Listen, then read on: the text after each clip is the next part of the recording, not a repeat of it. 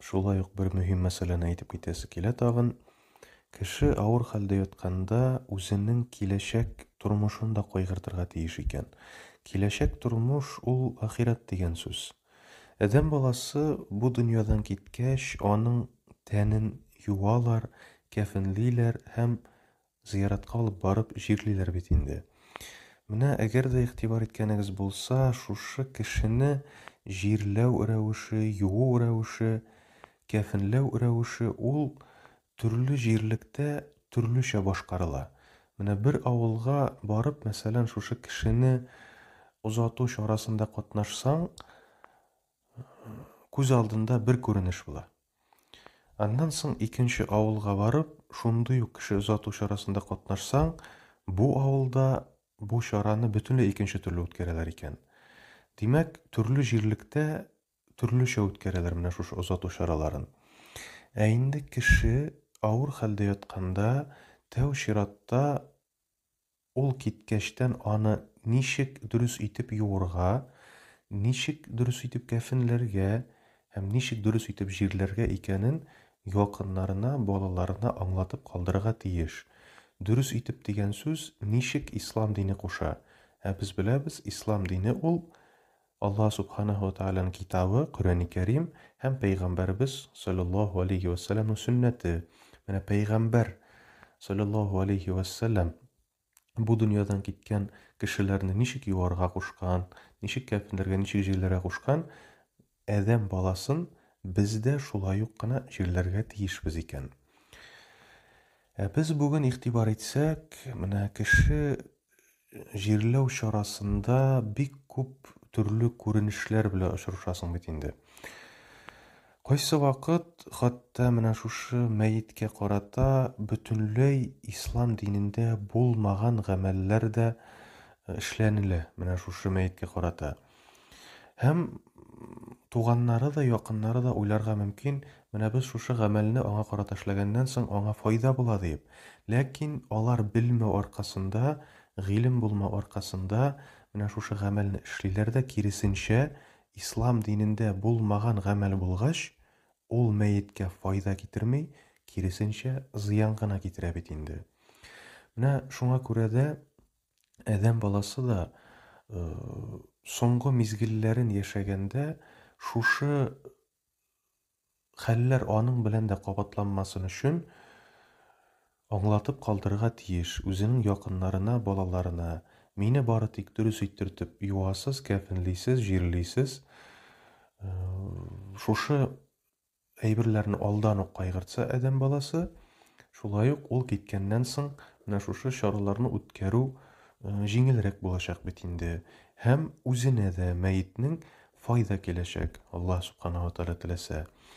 Ул бит ислам дине менә иң җиңел дин. Нинди генә хәлне алма, нинди генә чараны алма, бөтенесе дә җип-җиңел. Ә инде менә шушы җиңел булган гамәлләрне, җиңел булган чараларны әлеге вакытта киресенчә авырайтып бетерделәр. Теге әйберне өстәп, бу гамәлне өстәп, тегеләй итәргә кирәк, булай итәргә кирәк дип әйтеп, менә шушы җип-җиңел булган эшли торган гамәлләрне киресенчә катмарлап авырайтып бетерделәр. Шуңа күрә дә әлеге вакытта менә халкыбызда да әйтәләр бит инде, теге гамәл эшләнде микән, бу әйбер эшләнде микән, тегеләй итәргә кирәк бит, булай итәргә кирәк бит дип, хәтта туганнар арасында да бәхәсләр килеп чыга, талашлар килеп чыга. Бер туган әйтә, юк, булай эшләмибез ди, икенчесе әйтә, юк, эшлибез ди. Бу бөтен әйбер дә бит инде шушы гыйлемсезлек аркасында, наданлык аркасында килә. Ә инде мәет шушының өчен бит инде менә үзенең өстенә ниндидер зыян алып ята. Шушы булган хәлләр өчен, бәхәсләр өчен, талашлар өчен. Шуңа да адәм баласы менә шушы әйберләрне алдан ук кайгыртырга тиеш. Алдан кайгыртыр өчен ул белергә тиеш, ничек дөрес икәнен. Ә белер өчен ул үзен мөселман дип саный икән, исән булган вакытта, сәламәт булган вакытта гыйлем алырга тиеш икән. Шулай ук авыр хәлдә яткан кешегә карата еш кылына торган бер гамәлне ачыклап китәсе килә. Ул инде кешене ничек итеп яткыру һәм кайсы якка каратып яткыру. Үземнең күзем белән күргән булды. Менә кайчан шундый кеше белән саубуллашырга барасың, янында якыннары, туганнары бер-берсе белән бәхәсләшкәнен. Менә кеше тыныч кына үзенең вакытын көтеп ята. Шуңа бер туган әйтә бит инде, туктап торың әле, дөрес ятамысың? Әйдә әле кыйблага гына каратыйк әле, ди. Икенче туган әйтә, юк, ди, каратмыйбыз, ди. Шушылай тыныч кына ятсын, зыян китермик, ди. Шуннан соң тискәрерәк булган туганы барыбер үзенекен эшли бит инде. Шушы авыр хәлдә яткан кешене интектереп, селкетеп, торгызып, кире борып яткыра бит инде. Шушы мизгелдә теге кешедә менә йөзеннән күреп торасың, ничек аңа авыр булганын, ничек интеккәнен, ләкин барыбер инде теге кеше үзенең әйткән сүзен эшли бит инде. Менә шушы дөрес микән? Шулай итәргә кирәк микән? Кешене шул мизгелдә боргаларга кирәк микән? Шушы сорауларга җавап биреп китик. Мөселман кешесе авыр хәлдә ятканда аның якыннары, туганнары борчылырга тиеш бит инде. Менә бу кеше тәү чиратта мөселман булып китсен дип. Һәм аңа карата да бары тик ислам дине нинди гамәлләр эшләргә куша, шундый гамәлләр генә кылынырга тиеш. Ислам динендә булмаган ниндидер гамәлләр кылып, аны интектерү дә бик дөрес булмас һәм аңа бары тик зыян гына китерер. Менә кыйблага каратып яткыру турында да әйтеп китәсе килә. Безнең ислам динендә бу мәсьәләгә карата нинди дә булса да дәлил килмәгән.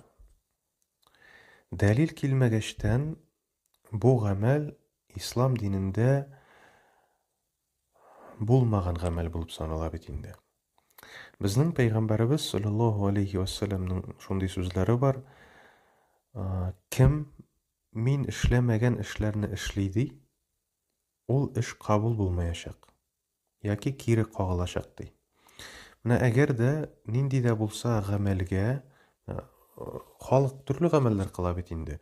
Шул гамәлгә дәлил юк икән ислам динендә, пәйгамбәр саллаллаһу алейхи ва саллям шулай эшләгез дип әйтмәгән икән, Аллаһ Тәгалә шулай итегез дип әйтмәгән икән, ул гамәлне кылудан мәеткә зыяннан башка бер нәрсә дә булмаячак.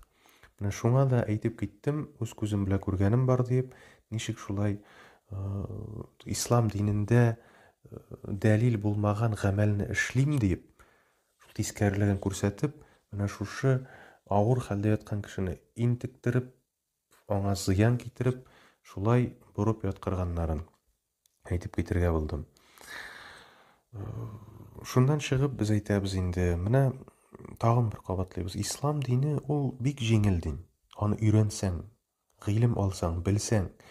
Инде кеше наданлык аркасында, менә гыйлем алырга теләмәү аркасында, шундый тегеннән ишетеп, моннан ишетеп, тегеннән укып, моннан укып, төрле ислам диненә тап килмәгән, ислам динендә бөтенләй дә булмаган гамәлләрне кылырга тырышып, киресенчә файда түгел, менә шушы үзенең якынына, туганына зыян гына китерә.